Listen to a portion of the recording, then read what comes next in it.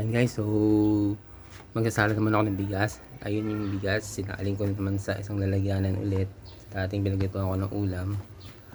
Ayan no. So bali, at start up, bali na 27 volts ang ano ko no. Ang battery ko ngayon, and then ayan, makikita nyo naman zero wattage ako no. So bali on ko to.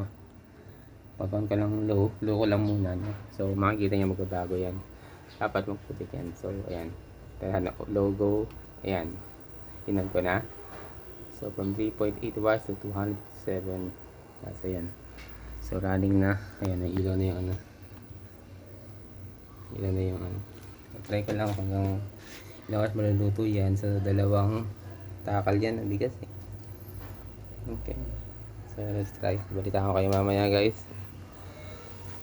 Okay, so nag-umpisa ako around oras to